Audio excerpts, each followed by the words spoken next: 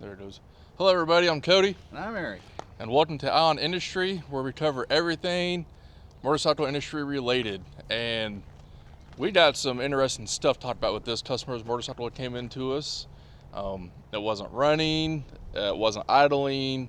When you did get to run, it would die on you. It was just all kinds of problems. And it wasn't just one thing, it was multiple things that led up to it. Some of it was manufacturing issues with how it's designed. Other stuff was customer issues with trying to do it himself and fit stuff. And sometimes trying to fit your own thing and put add-ons on your bike creates more issues for you down the long run. So let's start with issue number one that I picked up on immediately. We could start the bike and it would run anywhere between 5 minutes to 8 minutes and then just die. But you could restart and run a little longer and then it would die. And it kept doing that. So I did some testing, found out that the MAP sensor was bad. That's a manifold air pressure sensor. Was getting too much, was not getting enough fuel, and is making the bike shut off. So we replaced that, and then that took care of the idle issue we had.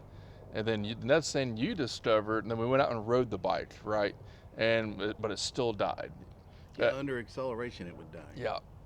So we fixed the idle issue, but the bike would still die under acceleration. It didn't matter if it was full throttle, quarter throttle, light throttle, it would just die.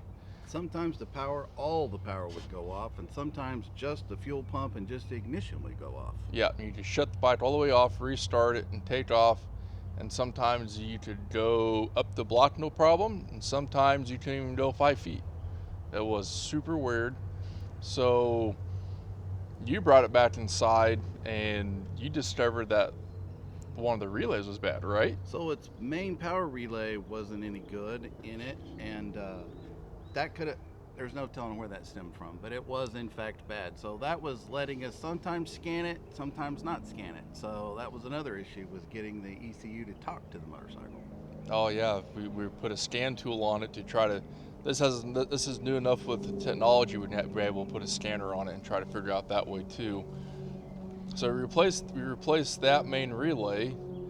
It would talk to the ECU, and it told us that we had some power interruptions in it. So that led us down a whole continuity test of seeing if somebody had something unplugged, or if they pinched a wire, or they cut a wire. Sometimes they read on the web, you need to clip an 86 this wire. It was sort of a debacle, but he hadn't gotten into it too deep and hadn't really cut up a bunch of stuff. He just added some stuff, and the way that he'd added, there was some stuff that was left unplugged and unmounted, which leads us to the last issue. Last issue was, we knew the bike was dying under acceleration, but we knew it holding idle no problem. So in one of my previous videos, we discussed about how the dyno is actually a useful tool for diagnosing motorcycles. And again, we did that. We put the bike on the dyno and it ran beautiful. It can go through all the gears, all acceleration, no hiccups. It was perfect. As soon as you ride it, it would die, which immediately triggered us. It's got some kind of a lean angle sensor, a drop sensor. All these newer bikes have these sensors. If you get too far, it cuts all power for safety reasons. And this bike is no different. That's what it had. And then, so once you figured that out, it then came into the time of trying to figure out where it's located at. You called a Triumph dealership, right? Called a Triumph dealer, and then also looked in several aftermarket manuals. They said it's under the tank, wasn't under the tank. Said it was under the seat, rider's seat, wasn't under the seat. Said it was under a side panel. There's no side panels on this motorcycle. So we get a factory book, and we get to looking in a factory book. Actually, in an obscure area of a factory book, that tip over sensor is listed. But prior to that, though, we were down to scouring any and all information we could find. A buddy of mine was helping me look, and he found an obscure post about one of the Triumph Tigers that had the tip over sensor in the tail. It's also listed in the factory book, and it's not listed in any of the aftermarket books.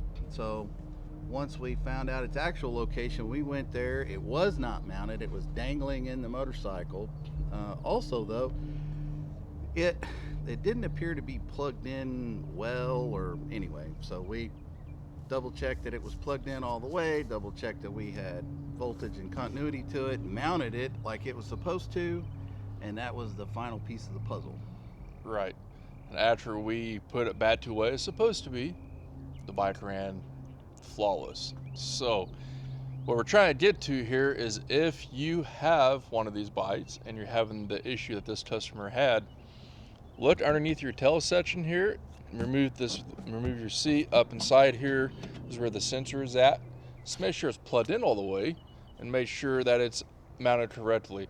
I don't know why Triumph would have put that in that location the way they designed it, but it's above our pay grade. We're just paid to fix it, right? We're just paid to fix it. We're just paid to The fix it. sensor is listed as up, and so make sure that it is where the up sign is up. If you have it inverted, it'll also think that it's tipped over, upside down.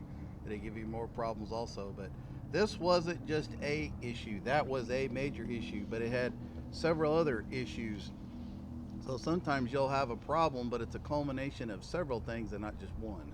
Right. And so when your build goes more than you thought it is, sometimes this is the reason why. Not only that, we took to take all this bike apart to work on it. It's a lot of time and materials to take all this. It's a lot of time.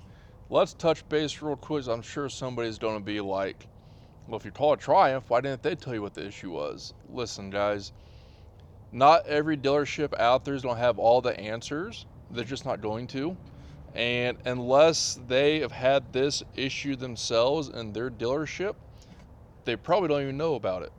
And it's not a common issue. I mean, we had hours upon hours between multiple people trying to figure out where a sensor is even located at. We knew it had one, it had to have one, but it took hours upon us just trying to figure it out. So if you walk into a dealership with the mindset they know everything, you're going to be disappointed, all right? A dealership is a great, useful tool, and they are very knowledgeable, and they do know a lot of stuff, but you can't expect them to know everything, and that's just part of it. Even with all your knowledge, this guy's knowledge is insane. He's been doing this for years. Even there's stuff even you may not even know, or stuff that you may have forgotten, and that's just part of the industry. So what I'm trying to get at here is, people are quick to bash on a dealership because they didn't have the information they were looking for. I bet if you go back with something else, they probably know what the answer is. Don't bash on somebody who's trying to help you. If they don't know the answer, be grateful that they told you, we don't know, instead of them trying to feed you a line of BS and waste your time and take money from you. Yeah, absolutely. This problem, not just with the Triumph, but with several other motorcycles that have tip over sensors. We've run into some similarities in the past, and one of the ways that we learned just through past experience was to put the bike on a dyno, take all the G-force away from it, see if it runs good. At that point, it's pretty much set in stone. That's its problem. Then it's to find it. And a lot of dealers don't have issues with those. No. And because a lot of dealers won't work on bikes that are older than 7 years old either. Sure. And they may have never had this issue on a motorcycle before. Not every bike has the same issues. They're not. There is the reason there's a lemon law. If you know what the lemon law is, go look it up. That came out during Obama's term. But the lemon law basically stated that if you buy a new vehicle and it breaks down so many times within X amount of days, it's a lemon, and you can take it back and more or less get replaced. By law, you're supposed to, but yeah. And proving manufacturer difficulty can be an issue. As a rule, though, that's not so much like a huge issue, but that has happened in the past, a few times. There's also a lot with a lot of used vehicles that's been fixed or patched poorly. Yep. So you have that also.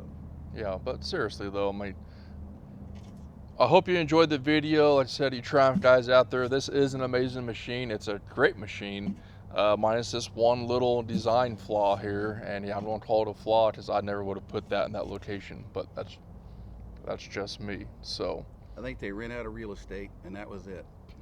Could be. Anyways, until next time, y'all ride safe.